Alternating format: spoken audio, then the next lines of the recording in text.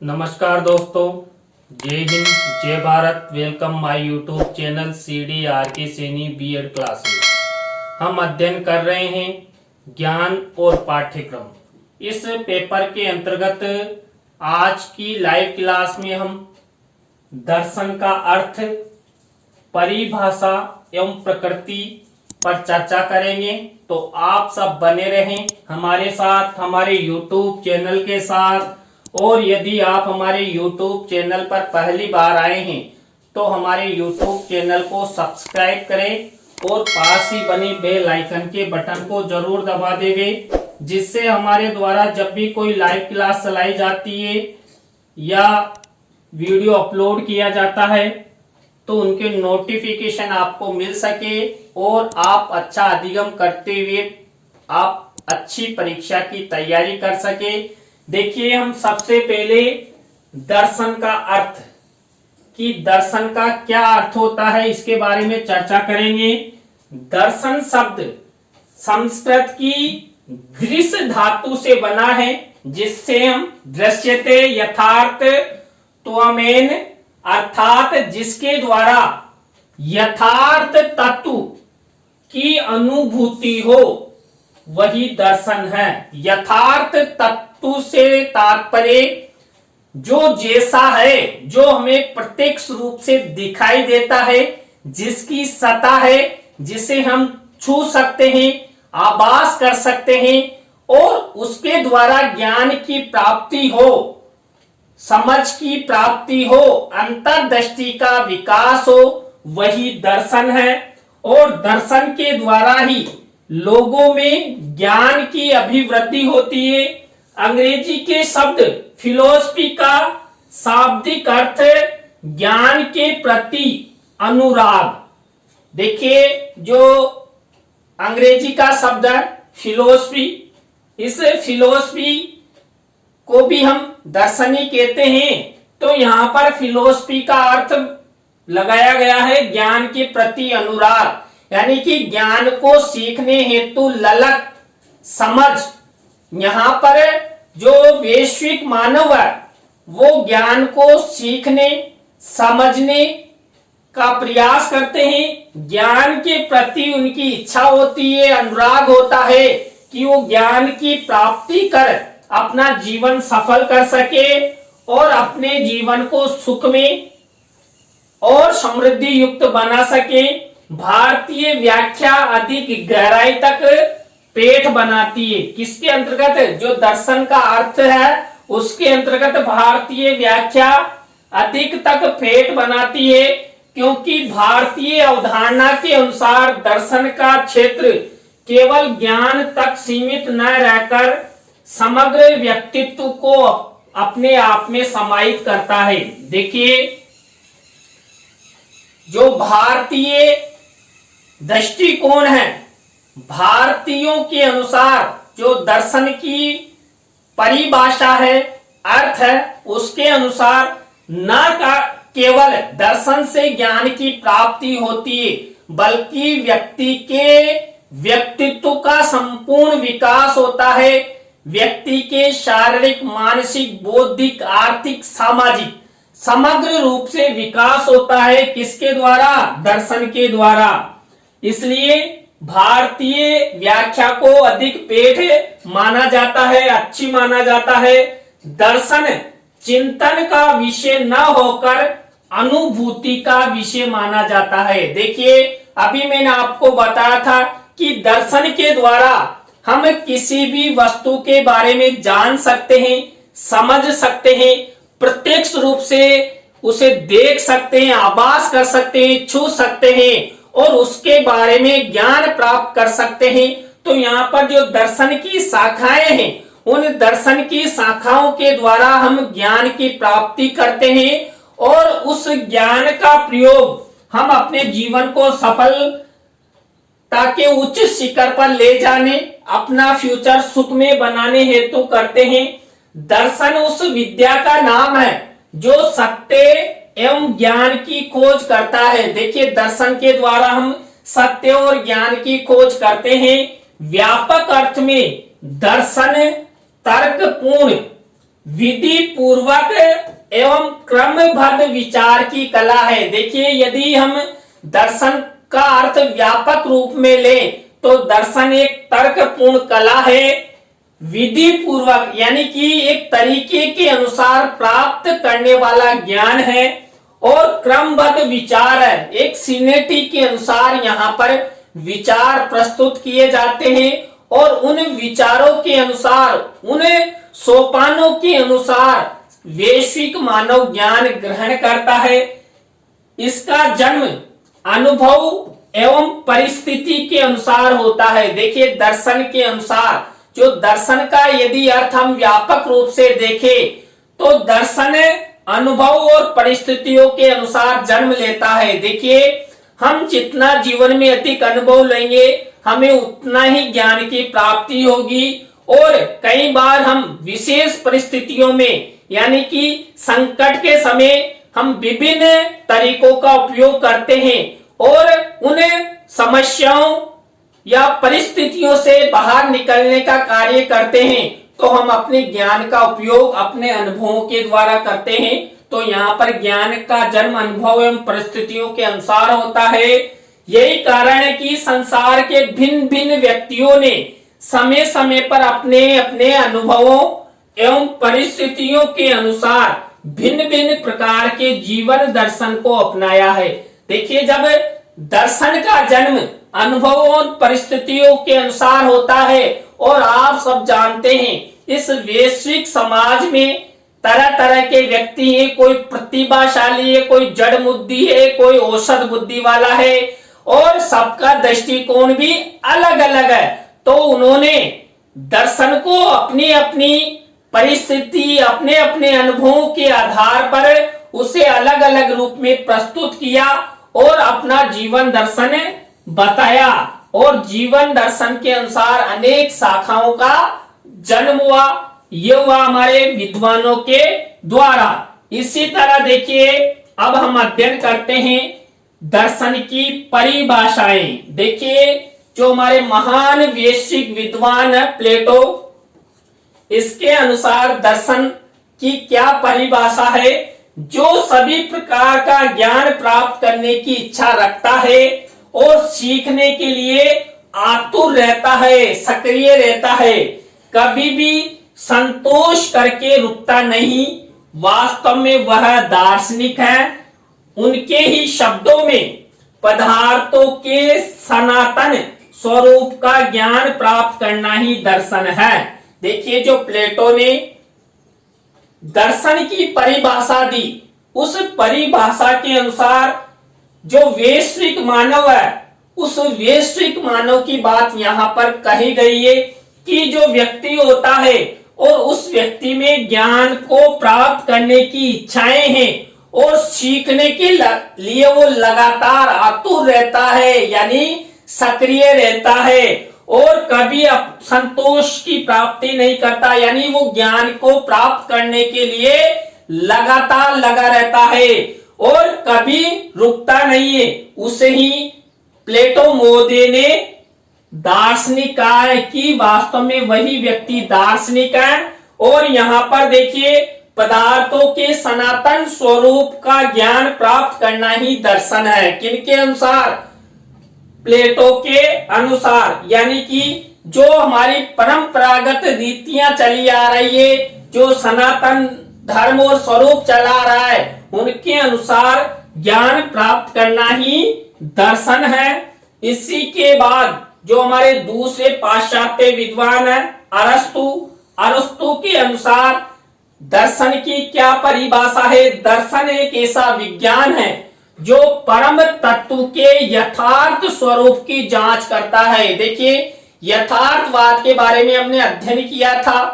तो यथार्थवाद के अंतर्गत जो वस्तु हमें प्रत्यक्ष रूप से दिखाई देती है, जिसे हम छूकर देख सकते हैं, आभास कर सकते हैं, तो दर्शन क्या करता है? लोगों को यथार्थवाद का ज्ञान कराता है और उसकी जांच भी की जाती है, यानी कि ज्ञान की सत्यता का पता यथार्थवाद के अंतर्गत हम लगा सकते हैं। तो अरस्तु के अनुसार दर्शन एक ऐसा विज्ञान माना गया है जो परम तत्व के यथार्थ स्वरूप की जांच करता है। इसके बाद कामटे के शब्दों में दर्शन की क्या परिभाषा है?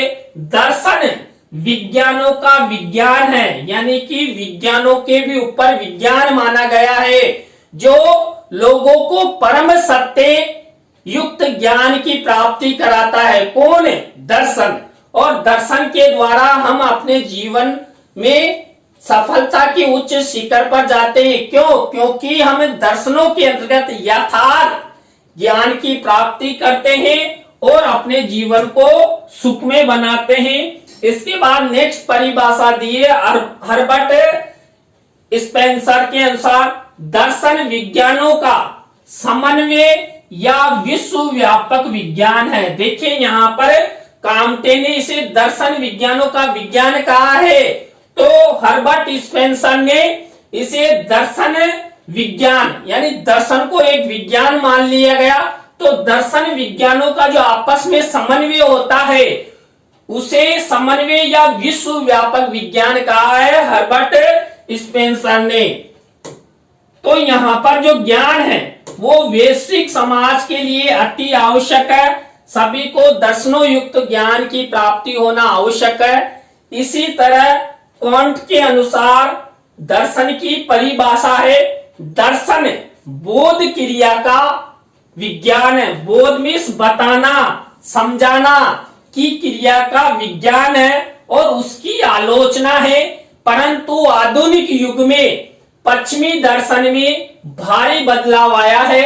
अब वह मूल तत्व की खोज से ज्ञान की विभिन्न शाखाओं की तार्किक विवेचना की ओर प्रवृत्त है। कौन? दर्शन। देखिए, जब पहले जो ज्ञान है, ज्ञान को सत्य माना गया कि ज्ञान के द्वारा या दर्शन के द्वारा हम सत्य ज्ञान की प्राप्ति करते हैं। लेकिन जो वर्तमान में पाश्चात्य विद्वान है, उन्होंने दर्शन के बारे में कुछ अपने मत परिवर्तन किए और जो दर्शन का मूल तत्व है उस मूल तत्व की खोज करते हुए जो ज्ञान की विभिन्न शाखाएं हैं उनको तार्किक विवेचना द्वारा प्रस्तुत करने के लिए प्रवृत्त है। कौन? पाश्चात्य दर्शन। अब दर्शन को विज्ञानों का विज्ञान और आलोचना का विज्ञान माना जाता है। किसके अनुसार है ये? कांट के अनुसार, कि दर्शन को विज्ञानों का विज्ञान माना जाने लगा है और आलोचना का विज्ञान भी इसे कहा जाता है। इसी तरह जॉन डेवी ने दर्शन की क्या परिभाषा बताई है? जब कभी दर्शन पर गंभीरता पूर्वक विचार किया गया है तो यही निश्चय हुआ कि दर्शन ज्ञान प्राप्ति का महत्व प्रकट करता है, जो ज्ञान जीवन के आचरण को प्रभावित करता है। बिल्कुल सही है। देखिए, जो हम जीवन में ज्ञान ग्रहण करते हैं उस ज्ञान के द्वारा हमारा जीवन प्रभावित होता है, हमारा जीवन लक्ष्य में बनता है, हमारा जीवन सुख में बनता है और जिसे हम अपने आने वाली पीढ़ी के लिए अच्छा और फ्यूचर निर्माण हेतु उसका प्रयोग करते हैं। तो यहाँ पर जो जॉन डीवी है, जॉन डीवी ने दर्शन को गंभीरता पूर्वक माना है। क्यों? क्योंकि हमें ज्ञान की प्राप्ति करने हेतु गंभीर विचारों का होना आवश्यक है। ज्ञान की प्राप्ति की ललक, आतुरता हमारे अंदर होना अति आवश्यक है। तो यहाँ पर दर्शन ज्ञान प्राप्ति का बहुत ही अच्छा संसाधन माना है, तत्व माना है, जिसकी प्राप्ति प्रत्येक मानव को होनी चाहिए। अब हम अध्ययन करते हैं दर्शन की प्रकृति, कि दर्शन की क्या प्रकृति है। देखिए यहाँ पर दर्शन की प्रकृति में पहला, दर्शन का मूल ज्ञान के लिए प्रेम। देखिए यहाँ पर पहली जो दर्शन की प्रकृति है कि जो दर्शन है, इस दर्शन का मूल क्या है? ज्ञान के लिए प्रेम, कि ज्ञान की प्राप्ति होती है किसके द्वारा? दर्शन के द्वारा। और दर्शनीय ज्ञान हम विभिन्न तरीकों से, विभिन्न विधियों से, विभिन्न अनुभवों से प्रत्यक्ष अप्रत्यक्ष वस्तुओं के आवास द्वारा प्राप्त करते हैं, वैश्विक मानवों से प्राप्त करते हैं। इसके बाद मेन जो दर्शन है, इस दर्शन का अर्थ क्या माना, सत्य की खोज, कि दर्शन के द्वारा सत्य की खोज की जाती है और वैश्विक मानव को सत्य युक्त ज्ञान प्रदान करने का प्रयास किया जाता है। तथ्यात्मक ज्ञान वैश्विक मानवों में होना चाहिए, जिससे वैश्विक मानव का कल्याण हो और जो वैश्विक मानव है वो झूठे ज्ञान को ग्रहण नहीं करे, असत्य ज्ञान से वो दूर रहे और सत्य युक्त ज्ञान की वो खोज करते हुए अपने जीवन को सफलता के शिखर की ओर ले जाए। इसी तरह जो दर्शन है, उस दर्शन को विचारीकरण की कला माना है, यानी अपने विचारों को व्यक्त करने और दूसरों के विचारों को ग्रहण करने की कला दर्शन को माना गया है। और देखिए, हम एक दूसरे के साथ संप्रेषण करते हैं, हम अपने विचारों को दूसरों को प्रदान करते हैं और दूसरे व्यक्ति उनके विचारों को हमें देते हैं, तो हमें अनुभव मिलता है और उस संप्रेषण के द्वारा जो अनुभव मिलते हैं उन्हीं के द्वारा ज्ञान की प्राप्ति होती है। देखिए, हम विभिन्न विद्वानों के विचार सुनते हैं, उनके प्रवचन सुनते हैं, तो उनके द्वारा क्या होता है, हमें ज्ञान की प्राप्ति होती है। तो यहाँ पर दर्शन को विचारीकरण की कला भी माना गया है। इसके बाद नेक्स्ट पांचवी दर्शन की प्रकृति है अंतिम उत्तर के रूप में। देखिए, जो दर्शन होता है, इस दर्शन के द्वारा हम अंतिम सत्य की खोज करने का प्रयास करते हैं कि जीवन का अंतिम सत्य क्या है, आत्मा और परमात्मा के बारे में जानने का प्रयास करते हैं और जो सत्य युक्त तथ्यात्म ज्ञान हमें मिलता है, उस सत्य युक्त ज्ञान के द्वारा हमें ईश्वर की प्राप्ति करने का प्रयास करते हैं। इसके बाद जो दर्शन है, इस दर्शन को जीवन की आलोचना कहा है। देखिए, यहाँ पर जब हम ज्ञान ग्रहण करते हैं और ज्ञान कई बार सत्य के साथ साथ असत्य भी होता है, तो हम अपने ही जीवन की आलोचना कर देते हैं।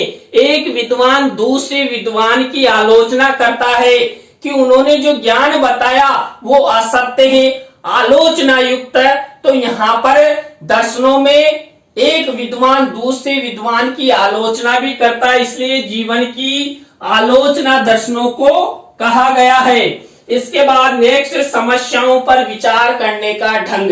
देखिए, जो दर्शन है, इस दर्शन की प्रकृति के अंतर्गत दर्शन को समस्याओं पर विचार करने का ढंग भी कहा गया है, क्योंकि हमें दर्शनों से प्राप्त जो हमें ज्ञान की प्राप्ति होती है, उन ज्ञान के द्वारा हम हमारे जीवन में आने वाली समस्याओं के बारे में चर्चा करते हैं, उन्हें दूर करने का प्रयास करते हैं। और वो समस्याएं कब दूर हो सकती है, जब हम में अनुभव होगा, जब हम लोगों में ज्ञान की प्राप्ति होगा। तो यहाँ पर समस्याओं पर विचार करने का ढंग दर्शन की प्रकृति बताया है। तो देखिए, ये हमने दर्शन की प्रकृति के बारे में अध्ययन किया। तो देखिए, आज की क्लास में हमने दर्शन का अर्थ, दर्शन की परिभाषाओं और दर्शन की प्रकृति के बारे में अध्ययन किया। आज की क्लास आपको कैसी लगी, कमेंट्स में हमें जरूर बताएं। अच्छी लगी हो तो लाइक करें, कमेंट्स करें और शेयर जरूर करें दोस्तों। इसी तरह नए टॉपिक के साथ हम आपसे फिर मिलेंगे CDRK Saini B.Ed classes YouTube channel पर। आप सब हमारी लाइव क्लास के अंत तक बने रहे। तो आप सबको बहुत बहुत धन्यवाद। जय हिंद, जय भारत, राम राम साहब।